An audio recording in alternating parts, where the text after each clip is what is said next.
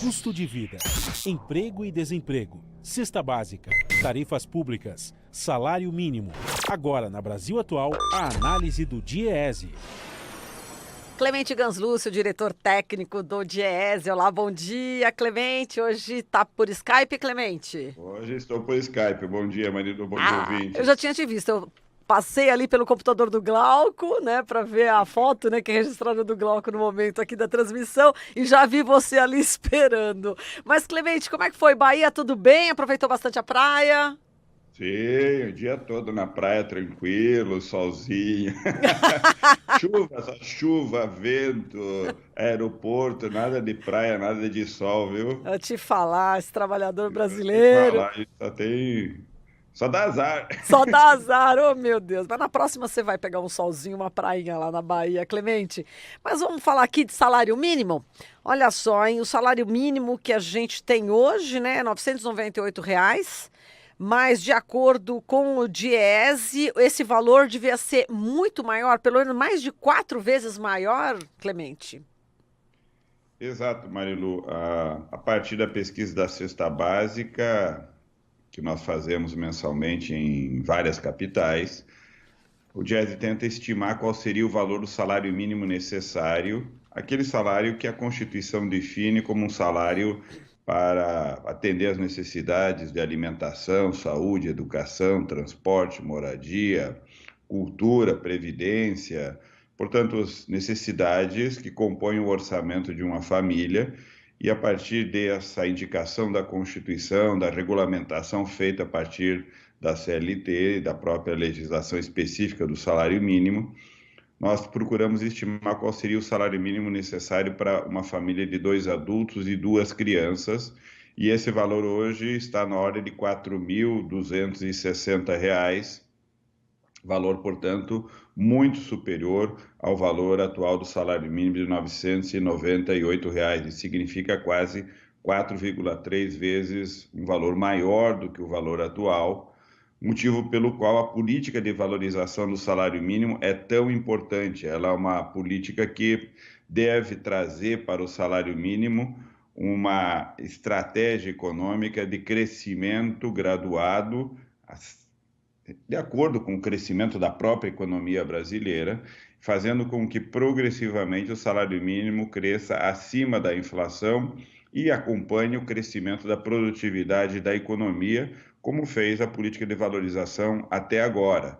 Se nós tomarmos nos anos 2000 até agora, a política de valorização que as centrais sindicais firmaram com o governo federal a partir de 2004, depois transformado em lei e aplicado durante esses anos todos já em lei a partir de 2011, nós temos uma valorização que significa um aumento superior a 74%. O salário mínimo atual de R$ 998 incorpora R$ 425 de aumento, ou seja, se não houvesse a política de valorização, o salário mínimo seria de R$ 573. Portanto, essa diferença é o aumento real que o salário mínimo teve, portanto, se aproximando ainda que de maneira lenta, mas desse salário mínimo necessário. Os R$ 998 hoje, caso não tivesse a política de valorização, o salário mínimo seria de R$ 573. Portanto, nós precisaríamos ter quase 8 vezes o aumento do salário mínimo de 573 para chegar nos R$ 4.260. Portanto, é essa a diferença que a política de valorização do salário mínimo diminui gradativamente, incorpora, portanto, um valor que dá ao poder de compra do salário mínimo um aumento, incorpora para a sociedade um aumento da massa salarial, esse aumento de R$ 425, esse aumento real no poder de compra do salário mínimo, injeta na economia todos os anos mais de 265 bilhões de reais, portanto, é uma capacidade de consumo adicional que ativa a economia, que faz com que a economia tenha uma demanda, tenha uma capacidade de consumo das famílias superior àquela que teria se não tivesse o aumento do salário mínimo, mas, entretanto, os R$ 998 significam ainda uma longa caminhada do ponto de vista econômico, de crescimento do salário mínimo, para se chegar a esses R$ R$ 260, em torno de 4 mil e poucos reais, o valor do salário mínimo necessário. Portanto,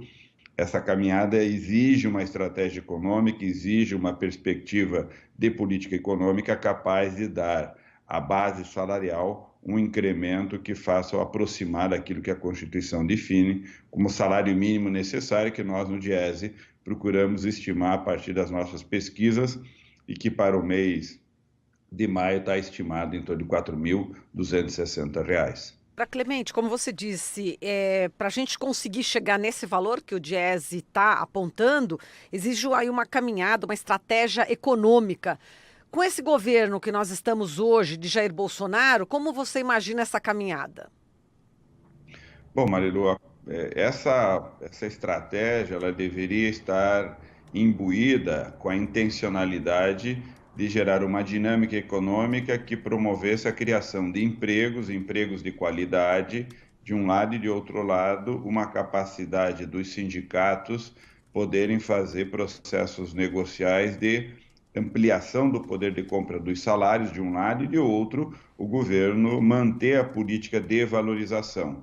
Nós estamos caminhando em sentido contrário. O governo acaba de anunciar, por meio das iniciativas para o orçamento da União, a indicação de que não vai continuar com a política de valorização, no máximo reporá para o poder de compra dos salários a variação da inflação, portanto vai congelar o poder de compra em R$ 998, não mais fazendo essa aproximação com o salário mínimo necessário. Nós deixaríamos de ter uma política de valorização, o salário base da economia não vai crescer.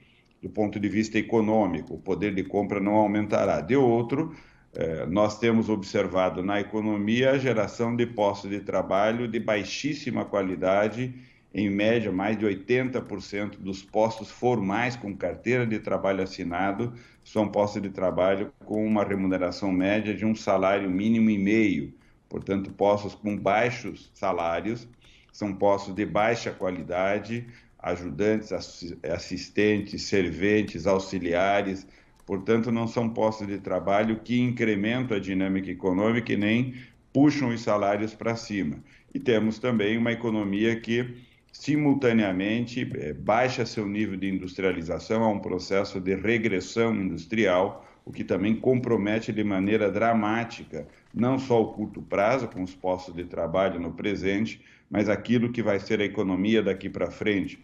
O Brasil, sem uma estratégia de desenvolvimento industrial, provavelmente será um país somente agrário exportador, de baixos salários, com péssima qualidade em termos de ocupação e uma economia com altíssima informalidade.